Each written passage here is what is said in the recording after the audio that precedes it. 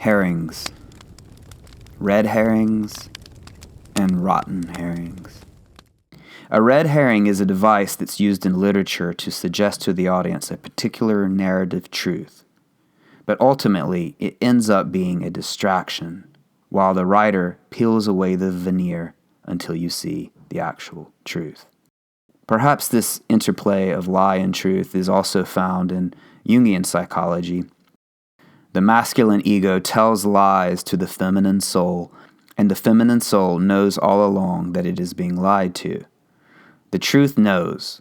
The truth exists permanently, while the lie dances upon it, evaporating and reforming again and again. An example of a red herring in literature often appears in a detective novel. After a murder, it seems the butler committed the crime because perhaps the writer shows the butler hiding a knife in a drawer. The writer has seduced you into paying attention to something you cannot deny, but that doesn't mean the butler did it. It only means you have been told to think he did it. The audience typically knows that red herrings exist.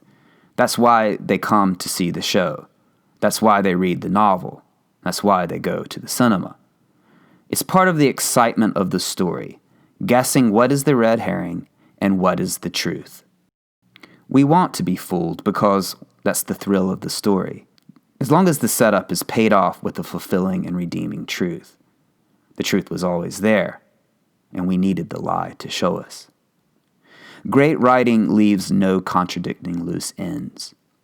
The butler hid the knife in the drawer, not because he is the killer, but because he was working on a surprise dessert for his boss, and he didn't want his boss to know about it. So the writer must tie up this loose end. Otherwise, he is simply manipulating the audience and only achieving power over their minds, and never redeeming the morality of the tale through any kind of catharsis. Without revealing that the red herring was just a distraction, we have no consistent order in which the world is based on any sort of reality. So if the writer never reveals that the butler as the killer was just a red herring or a distraction, the writer has failed to tell the truth. He's just simply telling lies to hold our attention. Music works in a similar way. Each note must work in harmony with the other notes, or you end up with noise and the excuse. That noise you hear is just my truth. If we went to the cinema and were only given my truths, we would walk out upset and perhaps feel betrayed by those who we trusted to tell us an honest and well-told story. This leads us to the second kind of herring, perhaps a more insidious one, the rotten herring. The rotten herring refers to a propaganda tactic in which so much stink is thrown onto a particular idea, person, viewpoint, or agenda that nobody wants to touch it. Stay away from that. Don't listen to him. Ooh, gross. That person is such and such. It is undoubtedly a component of biology to rely on one's instincts and senses to determine the danger of any particular engagement one finds along the road to ensure their survival.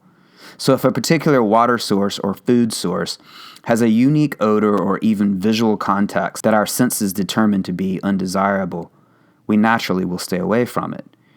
And as a communicative species, if one member of the tribe tells the rest of the tribe that he tasted the water in one region and it made him sick, then the rest of the tribe knows to avoid it. After all, once something has been claimed to stink, nobody will want to stink themselves. They will not want to touch it, even if it's not true. They just don't want to be excluded and locked out of the resources of the society. But doesn't this presume the benevolence of the tribe member that brought back the news? What if you don't even know the tribe member who supposedly tasted the water from the well? What if you are someone deeper in the village and you must only go by what you've been told from those on the edge of the hunt? What if this supposed tribesman and his partners were tasked to find new resources and they took a boat out into the wilderness? Along the way, they discovered two lands. One land was green and fruitful, and another land was covered in ice. Now, they would need to report back to the village, but let's entertain the possibility that human beings are not always benevolent. Let's entertain the possibility that they didn't want to lose the power they themselves would have if they simply branched off and populated the green land. Would it not be to their benefit to tell the population the opposite were true? That the land of ice was actually a green land, and that the green land was actually an ice land? This would ensure the resource of the green land would be all only to themselves. So here's the dilemma of the rotten herring. If it stinks, you are not supposed to eat it. You've been told it is poisonous because it stinks. But what if it is not poisonous? How would you know? Your metric for determining whether or not it is poisonous is you have been told early enough that it stinks. Now your mind must build upon that foundation, and it must avoid being ostracized by the society you live in. The idea that the herring is poisonous has been driven into your mind before you yourself have even had a chance to taste it. And because you need the tribe to survive, it's better not to taste it yourself. You would cause quite a ruckus to say otherwise. But what if it wasn't poisonous at all? What if the rotten herring is in fact a lie? There's only one way to find out. You have to taste it. And thus, we've arrived at the point, the difference between literature and real life. In literature, if the writer does not resolve the loose ends, we end up with a chaotic story that contradicts itself, and we can just say the writer wasn't good at their job. But in real life, we end up with setups that do not pay off, and so we must move the goalpost. With the goalpost continuously moving around and the football being pulled out from under you, you must decide whether or not you will stop playing the game. You'll have to decide if you've been lied to. The truth wants to escape. The truth wants to be seen. But the lie will do everything in its power to prevent that, because the longer the lie is held on to, the higher the cost it will be to release itself. When the lie has no truth to dance upon, it will evaporate, and so it continues to consume itself and protect itself with violence. And when you know you cannot eat the red herring anymore, it's because you have been able to reconcile the reality that it has been cooked up for you by smoke. Its nose has grown too long not to be noticed. So now you have only one other choice. Only the rotten herring remains. Either you must continue to consume the red herring you can clearly see as a lie, or you must dare to taste the persecuted. Isn't that scary? To taste the very herring you have been told is too stinky to even touch.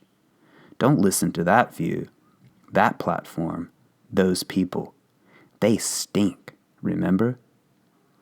But wait, didn't those who sold you the very red herring also sell you the rotten one? Didn't they say, this lie is true, while also saying the opposite view is rotten?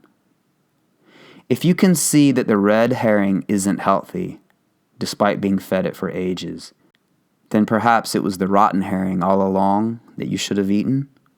If you're questioning that, then perhaps it's time to taste it, to explore it, to examine it. You cannot rely on those who told you one lie to tell you the truth about the other. Having the courage to listen to your instincts is the first step, and most won't take that step until all the other frogs in the bucket have jumped out too. Oh, and you can be sure they are checking in with each other every day, just to be sure no other frog has jumped out today. Let them. If your instincts are telling you something's wrong with what you've been fed, despite everyone repeating it is supposed to taste good, well, you may have just heard your conscience through all that noise. So I will leave this with one final thought about herrings. The smoke turned the herring red, and what you saw was not the truth, but the air sizzling in its stead. The danger, you've been told, explored by the courageous few, found all along was gold.